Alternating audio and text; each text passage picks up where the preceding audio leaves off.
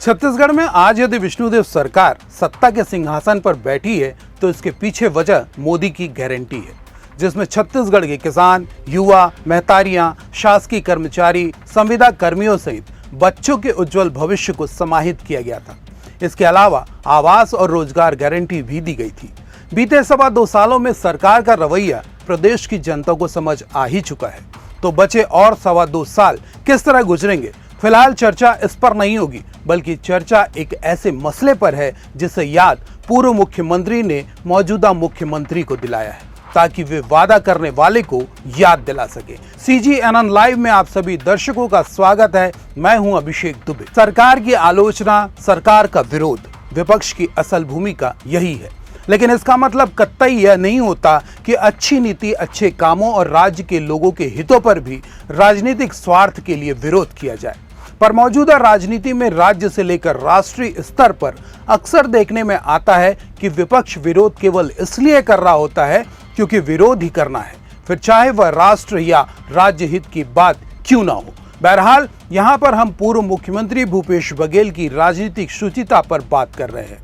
राज्य के बड़े और कद्दावर नेता होने के नाते उन्होंने मुख्यमंत्री विष्णुदेव साय को ऐसी बात याद दिलाई है जिसका सीधा सरोकार देश के गृह मंत्री अमित शाह और मौजूदा सरकार से है। आप भी जरूर जानना चाहेंगे कि आखिर वो वादा क्या है, तो बने रहिएगा इस वीडियो पर हमारे साथ। छत्तीसगढ़ की जनता ने भाजपा को सत्तासीन होने का मौका दिया है, तो सत्ता की कमान संभालने वाली सरकार को भी चाहिए कि उन्होंने चुनाव के समय मतदाताओं के सामने हाथ जोड़कर जो विनती की थी, प्रदेश के मतदाताओं से जो वादा किया था, जो बड़े बड़े दावे किए थे, जिस पर प्रदेश की जनता ने भरोसा जताया था, सत्ता पर आसीन होने के बाद उन वादों और दावों को पूरा भी करे, क्योंकि लोकतंत्र की खूबसूरती से राजनीतिक हस्तियां बखूबी वाकिफ हैं कि जिन मतदाताओं ने जीत का सेहरा सिर पर बांधा है, गले में फूलों की माला पहनाई है, वो अंजाम भी बदल सकती है। प्रकृति के नजरिए से छत्तीसगढ़ एक समृद्ध राज्य है। यहाँ के खेतों में धान की पैदावार ने हर रिकॉर्ड को तोड़ा है, जिसकी वजह से ही इसे धान का कटोरा कहा गया।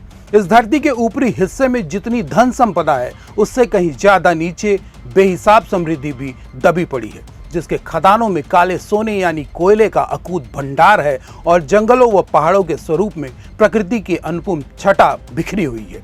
लेकिन इस पर पहले नक्सलियों के दहशत का साया रहा, जिससे निजात दिलाने में केंद्र की मोदी सरकार, देश के गृह मंत्री अमित शाह की दृढ़ इच्छा शक्ति, विष्णुदेव सरकार की भूमिका और सुरक्षा बल के हौसले को नकारा नहीं जा सकता। पर इन सब के पीछे सालों से दंश भोगने वाले बस्तर के आदिवासियों और अन्य नागरिकों का अमूल्य योगदान सबसे ज्यादा सराहनीय है, जिसके एवज में गृह मंत्री अमित शाह ने एक वादा बस्तर के हर उस गांव के लिए किया था जो नक्सल दंश से प्रभावित थे। पूर्व मुख्यमंत्री भूपेश बघेल ने उसी वादे को मुख्यमंत्री विष्णुदेव को याद दिलाया है, ताकि संदेश गृह मंत्री अमित शाह तक पहुंच सके। आइए आपको पूर्व CM भूपेश बघेल से ही सुनाते हैं कि आखिर वो वादा क्या था। विष्णुदेव साय जी को तो सीधी बात है, बस्तर में 32 ब्लॉक है ना, 32 जनपद हैं, और वहाँ जितने गांव हैं, केंद्रीय गृह मंत्री ने कहा था कि 1 करोड़ रुपया दूंगा प्रत्येक गांव को। ये सार्वजनिक रूप से बोला है, कुछ छुपी हुई बात तो है नहीं। ये राशि की मांग विष्णु जी ने प्रधानमंत्री से किया कि नहीं किया, और नहीं किया तो फिर आपको मिलने की कोई मतलब नहीं है। भाई केंद्रीय मंत्री, गृह मंत्री को याद दिलाओ, आपने घोषणा किया तो उतना पैसा दे दो हमको।